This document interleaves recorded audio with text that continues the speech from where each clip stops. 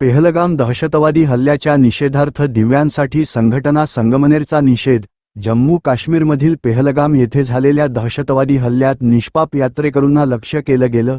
या भ्याड हल्ल्याचा तीव्र निषेध करत संगमनेर दिव्यांग सारथी संघटना संगमनेर बस स्टँड या ठिकाणी निषेध केला.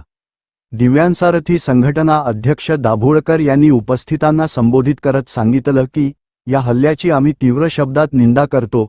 अशा प्रकारे निष्पाप आणि निहत्या यात्रेकरूंवर हल्ला करणं ही अत्यंत भ्याड कृती आहे. हे मानवतेविरोधी कृत्य असून अशा दहशतवाद्यांना कठोरात कठोर शिक्षा व्हावी, फाशीची शिक्षा दिली जावी अशी आमची मागणी आहे. आम्ही सर्व दिव्यांग बांधव या शहीदांच्या कुटुंबियांच्या दुःखात सहभागी आहोत. सारथी संघटना अध्यक्ष विनायक दाभोळकर उपाध्यक्ष व सर्व सदस्यांनी सरकारकडे मागणी केली की या हल्ल्याची पारदर्शक आणि सखोल चौकशी व्हावी. असे हल्ले समाजात हिंदू मुस्लिम वैर निर्माण करण्याचा प्रयत्न आहेत. आपण सर्वांनी एकजुटीने आणि शांततेने याला उत्तर द्यायला हवं. देशाची एकता टिकवणं ही आपली प्राथमिक जबाबदारी आहे. सदर निषेधासाठी शहरातील सर्व दिव्यांग हजर होते.